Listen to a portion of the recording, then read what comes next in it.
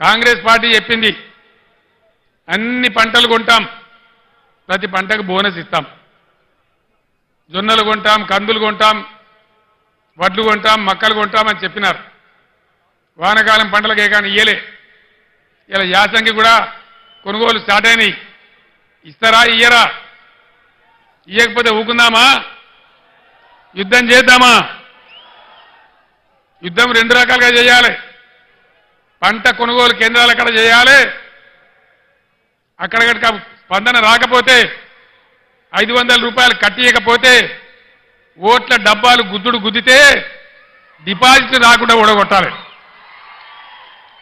బిడ్డ నువ్వు ఇస్తాను మోసం చేస్తే ఊకోము, నీకు తగిన గుణపాఠం చెప్తాం మేమన్నటువంటి బుద్ధి చెప్పాల్సినటువంటి అవసరం ఉంది. ఎన్ని వాగ్దానాలు చేసినారండి? 420 వాగ్దానాలు చేసినారు. ఆడపిల్లలకు స్కూటీలు కొనిస్తామన్నారు. స్కూటీలు ఎక్కడ పోయా? స్కూటీలు దాని ప్రతిపాదన ఉందా? స్కూటీలు లేవు. కానీ రాష్ట్రంలో లూటీలు మాత్రం జోరుగా చేస్తా ఉన్నారు. భయంకరమైన లూటీ మొదలుపెట్టినారు. హైదరాబాద్తో సహా కేసీఆర్ గవర్నమెంట్ ఉన్నప్పుడు రంగారెడ్డి జిల్లాలో, మేడ్చల్ జిల్లాలో, మల్కాజిగిరి జిల్లాలో, యావత్తు తెలంగాణ వ్యాప్తంగా భూముల ధరలు ఎట్లా ఉండే, ఇలా భూముల ధరలు ఎక్కడికి పోయినాయి? రియల్ ఎస్టేట్ ఎందుకు ఆగిపోయింది? దీన్ని ఎన్నుకున్న బ్రోకర్ లెవెలు, జోకర్ లెవెలు ఎందుకు బిల్డింగ్ల పర్మిషన్లు ఇస్తలేరు? లక్షల మంది పిల్లలు బతికినటువంటి రియల్ ఎస్టేట్ ఇలా ఎందుకు నాశనం అయింది? ఇట్టే చూసుకుంటూ కూర్చుందామా? లేదు, మేము ఉన్నామని చెప్పి నిరూపించుకోవడానికి ఎన్నికల్లో బీఆర్ఎస్ను గెలిపించి ఈ ప్రభుత్వానికి బుద్ధి చెప్దామా? దయచేసి ప్రజలు ఆలోచించాలని చెప్పి మేము మనవి చేస్తా ఉన్నా.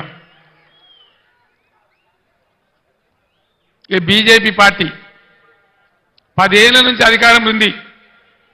దయచేసి మా ఆడబిడ్డలకు, మా యువకులకు, చేవెళ్ల నియోజకవర్గంలో ఉన్న మేధావులకు నేను దండం పెట్టి చెప్తా ఉన్నా.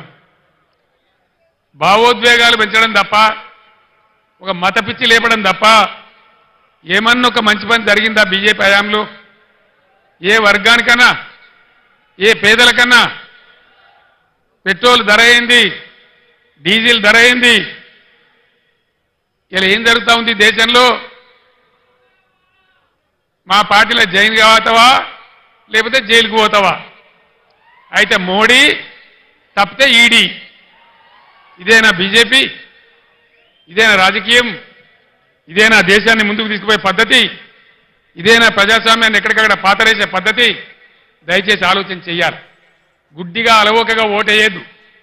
గుడ్డిగా ఓటేస్తే చాలా ఇబ్బందులు అవుతాయి. బీజేపీ చరిత్ర మీరు చూడలేదా? ఒక్క మాట దయచేసి బాగా ఆలోచన చేయాలి. నేను మీ అందరినీ చేతులెత్తి దండం పెడతా ఉన్నా.